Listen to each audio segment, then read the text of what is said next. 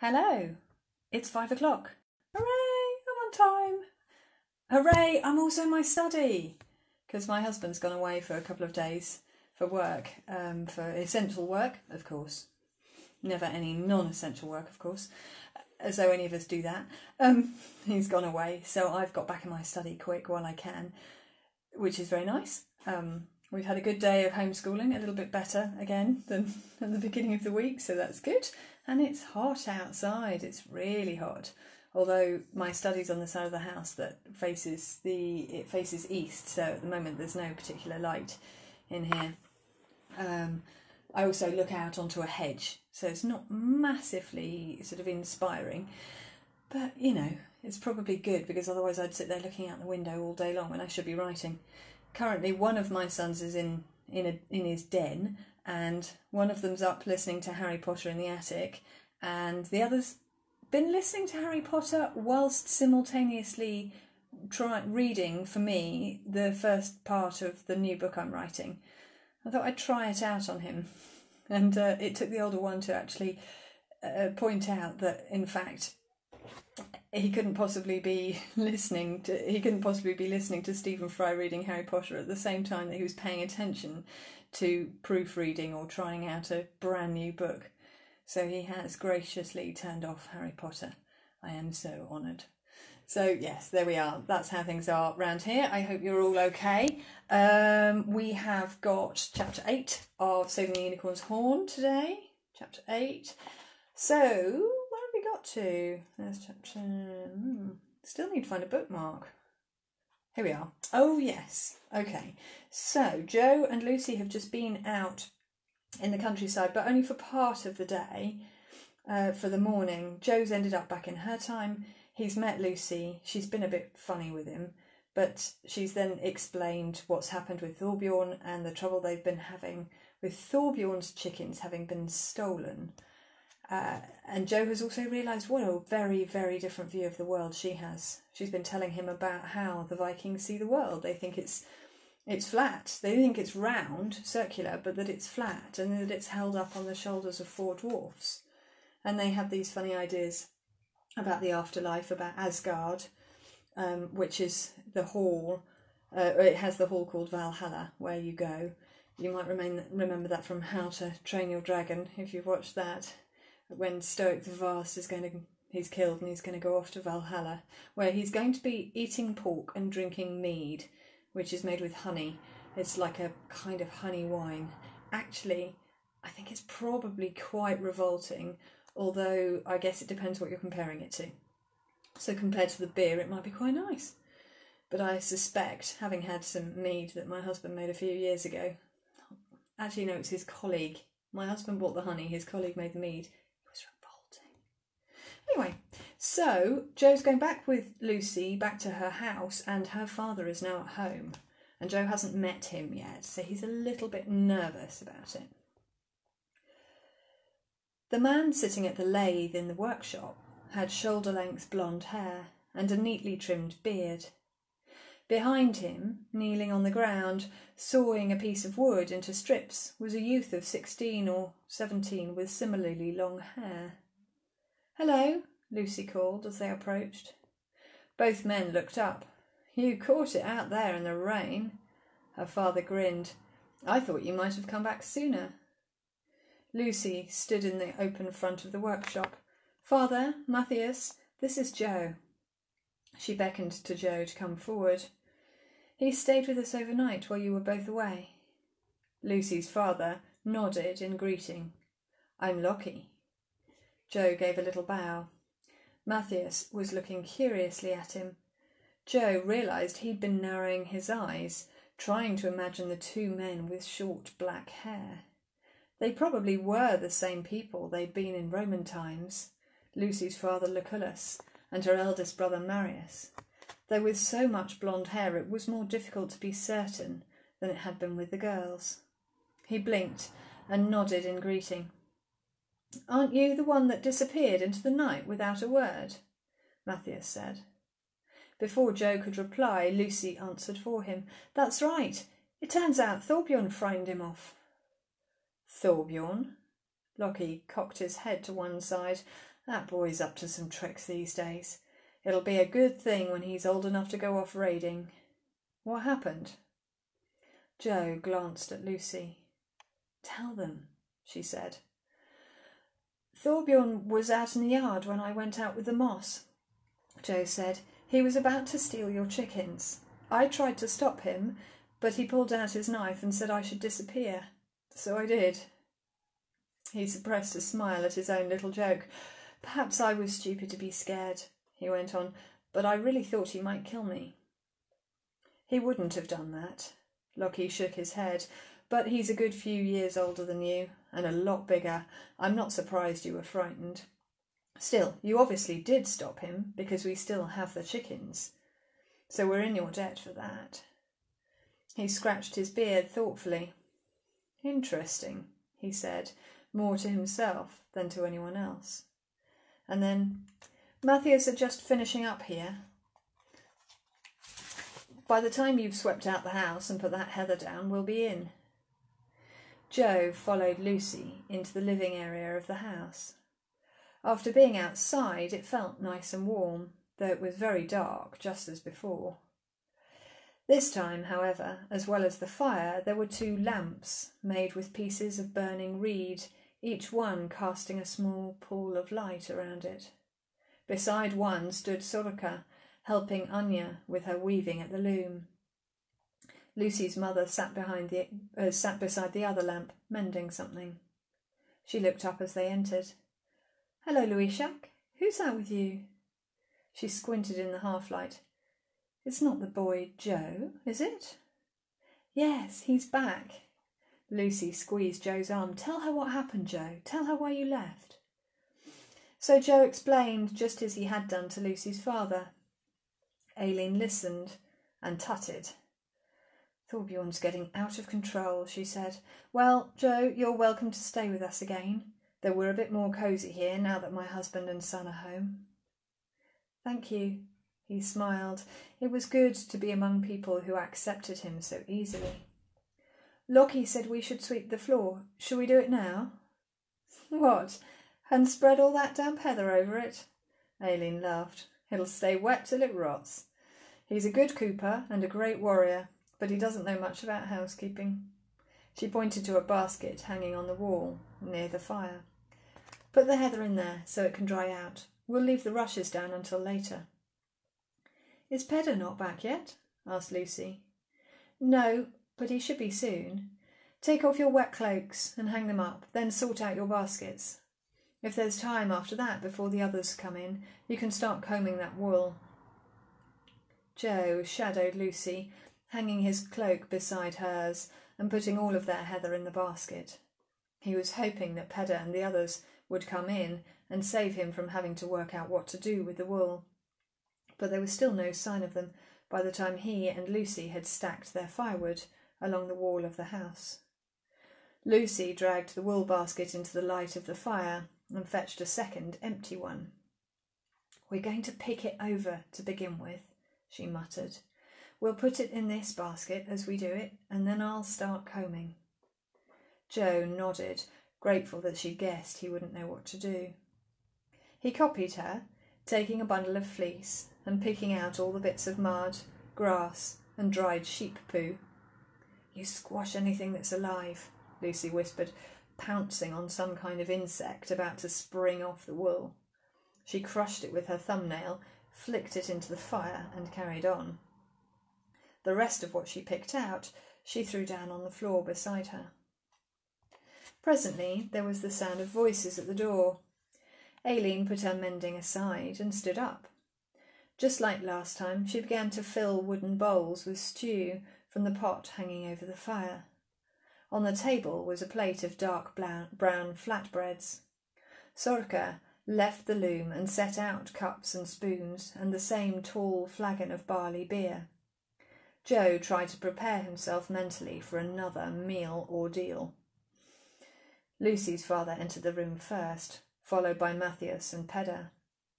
They took off their cloaks, while the dogs snuffled around beneath the table. Suddenly the animals noticed Jo. Just like before, the fur stood up on their backs and they began to growl.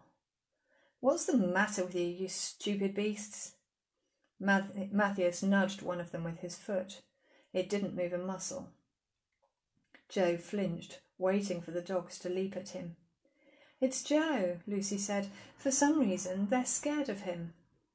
She stood up, putting herself between them and Joe. Go on with you now," she commanded. "Leave him alone and go and lie down." She pointed to a corner of the room. "Now!" After a moment the dogs turned and slunk off. "Well, well," Lockie said, "I've never seen them behave like that. You clearly have mysterious powers, Joe. They think we need protecting from you." Joe laughed uncertainly. But Lockie seemed to be joking. He came to stand in front of the fire and rubbed his hands together. "No sign of spring yet," he remarked. "The rain's turning to sleet. If we're in for another freeze, we should get the skates out again." Joe looked up, surprised. He'd never imagined people as far back as the Vikings ice skating. "Pedder's brought back some grayling," Matthias said. "Just as well, since we must be nearly out of pork now." "That pig's done us well." Aileen rapped the ladle on the edge of the pot. "It's fed us 3 months, and we're not through it yet." Joe remembered the empty pig pen outside. "Will you get another one?" he asked. "In the spring, yes. Then we'll fatten him up over the summer, and he'll feed us next winter." They took it in turns to rinse their hands in the water bowl and then sat down to eat. Joe was grateful to find the stew much tastier this time. Amongst the vegetables were small pieces of meat tasting strongly of salt, which flavoured the rest of the food. The flatbreads, however, were heavy, and although his one crumbled as he broke it, he had to chew and chew before he could swallow it. There was grit in it too, which ground between his teeth like sand in a beach picnic. "How are we doing for beans?" Lockie asked. "We must be getting through them now that there's no more rye to be had." "We are." Aileen dipped her bread in her soup. "I'm going to have to use the rest of them for flour. There aren't many peas either. We've eaten nearly everything we dried last year. I just hope the spring crops come through early." "Can we ask Cousin Finwith to help?" Pedder asked. Lockie shook his head. "We've already had the exchange for the horse." "What horse?" Joe asked. He peered through gloom towards the end of the room where the dogs were lying. "Not here," Lucy laughed. "Cousin Finwith keeps our horse with his own animal. He has a farmstead a few miles outside Jorvik." "That's nice of him." She shrugged. "There's plenty of room, and there's plenty of work for 2 horses, at some times of the year at least. We get some of his harvest in exchange. It's a good arrangement for everyone." Lockie picked up his bowl and tipped the last of his stew into his mouth, wiping around afterwards with the end of his bread. Then he drained his cup of beer and stood up. It hadn't been a very big meal for such a large man, Joe thought, but he didn't seem to expect anything else. "Come on then, boys, hurry up and finish. We need to get down to the baths. Where's your grooming set, Matthias?" Lucy's eldest brother stuffed his bread into his mouth and washed it down with beer. "I'll just get it," he said, still chewing. "I don't have a grooming set," Joe whispered to Lucy. "Don't worry," she smiled. "Nor does Pedder, and nor do Anya and I. You only get one at 14. Before that you share other people's." "What is it anyway?" "Tweezers, nail cleaners, comb, ear scoop." "Ear scoop?" "Yes, for getting the wax out of your ears." Joe grimaced. "Why are you looking like that? It's useful stuff, earwax, especially for spinning wool." "Yuck!" Her eyes danced with laughter at his disgust. "Come on then." Lockie had picked up his cloak and hat and was at the door again. "Time to go. You're coming with us, Joe?" Joe nodded, his mouth still full of bread. He grabbed his own cloak from the peg and followed Matthias and Pedder out of the house. The bathhouse was a few minutes' walk from Coppergate, a large chalet-like building with wooden walls and a low thatched roof. From one end of the building rose a column of smoke, while a faint mist hovered over the thatch. A line of men and boys huddled outside in the sleet, talking and laughing together. Joe hugged his damp cloak around him and watched what was going on. He felt exposed, being out of the house without Lucy. She might not really understand how alien her world was to him, but she had more idea than her brothers or her father. Every few minutes a small group of people came out of the chalet and the line moved forward. Soon they were at the front. Joe wondered what would be inside the building.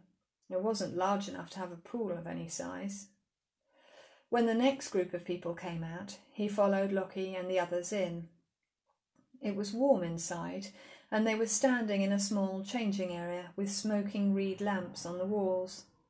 Beneath were wooden benches and pegs hung with clothes. Joe undressed, trying not to look at the others as the others took off their undershorts. Even though he'd done this before at Fishbourne, he still felt self-conscious about being naked in front of other people.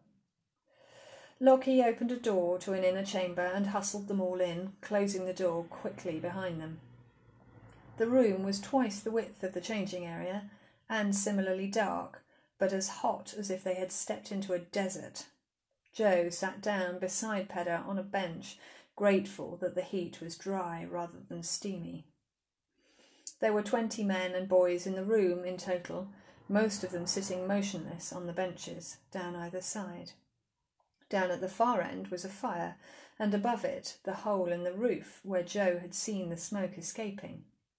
Around the fire were piles of large round stones. Now and then someone poured a cup of water over them. There was a loud hiss, and the temperature seemed to rise sharply. Joe felt sweat break out all over his skin. He felt a wave of panic, just like in the caldarium at Fishbourne. He concentrated hard on keeping calm. After a while, Lockie and Matthias stood up and moved to the middle of the room. From an open box, they each picked up a bundle of twigs, which they beat against their skin systematically, beginning with their neck and shoulders and working their way down to their feet. Joe watched, wondering whether it hurt. When Lockie and Matthias sat down again, Pedder stood up. Joe got up too and picked up one of the bundles. The twigs were thin and supple and much less scratchy than he'd feared. Cautiously, he started to flick them against his skin. It didn't hurt. In fact, it felt quite pleasant, a bit like scratching an itch. He began to hit his arms and chest a little harder, copying Pedder, though he was mystified by why they might be doing this. By the time he'd worked his way down to his ankles, his skin was tingling all over. He sat down again beside Matthias. He and Lockie had been combing their long hair and offered their combs now to Joe and Pedder. Joe took Lockie's. It was carved out of a single piece of bone, short with long teeth on both sides, all of which were intact. He remembered the broken combs in the glass cases at the Vikings Centre and grinned. Archaeologists would give anything to hold a perfect object like this in their hands. They sat for a while longer in the hot darkness. Occasionally, men left through a door beside the one where they had entered, and others came in. Each man in turn beat himself with the birch twigs. At length, Lockie stood up and opened the second door. It was much cooler in the small room on the other side. Lockie took a cloth from a peg and dipped it in a bucket of water. Matthias and Pedder did likewise, and after a moment's hesitation, so did Joe. Each of them rubbed their skin all over with the cloth before rinsing it in a second bucket and hanging it back on the peg. None of them spoke as they dressed again in the changing area, but Joe found that he felt more relaxed than he had done since he arrived. "Looks like we could be rolling in the snow after next week's bath," Matthias said, as they emerged into the daylight. Joe looked up at the sky. The sleet had stopped, but the clouds were a heavy grey tinged with yellow. He pulled his cloak close, glad that there hadn't been snow on the ground to roll in today. The queue of men and boys was longer than it had been when they arrived. Joe eyed them as he walked past. They were mostly tall and blonde, with broad shoulders and hair that was somewhat unkempt compared to the men coming out of the baths. Some of them had a single ponytail, and some had 2 bunches or even plaits. He was just pondering the variety of styles and the age at which they started to grow it long when he saw a face he recognised. It was Thorbjorn. Joe's footsteps faltered. The other boy had clearly spotted him at the moment he'd stepped out of the bathhouse and was staring at him with open malice. Joe glanced towards Lockie and the others, but they were a few paces ahead. He looked back at Thorbjorn again. The older boy had not taken his eyes off him. Instinctively, Joe shrank away. He hadn't done anything to harm Thorbjorn, but his disappearance from the yard that night must have rattled the older boy. Now he was bound to guess that Joe would have told Lucy's family everything. He hurried to catch up with Pedder. All the way along the street, he was sure he could feel Thorbjorn's eyes boring into his back.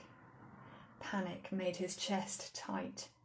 He'd been hoping he wouldn't encounter Lucy's cousin again, at least not for a while. But he hadn't managed even one day. He tried to pull himself together. The other boy had only looked at him, nothing more. There was no need to worry. But he knew what Thorbjorn was capable of. He'd been quick to draw his knife last time, and there was no getting away from what he'd been like in Lucy's previous world as Tiberius. Joe shuddered. At the very least, he knew he would be included now in Thorbjorn's hatred of Lucy's family. Worse, it was possible that he himself had become the focus of that hatred. He walked beside Pedder, silent and anxious, wondering what to do. He would talk to Lucy when he got back, he decided. Perhaps she would have an idea. So that's the end of chapter 8. Yes, chapter 8. So we've got chapter 9 tomorrow, 5 o'clock tomorrow. So I hope you are enjoying this book. I'm actually quite enjoying rereading it. I haven't read it for a very long time. And it's an interesting world to be in. Anyway, so 5 o'clock tomorrow. I hope you have a very nice evening. We've got fish fingers and chips. Yay! All right, bye.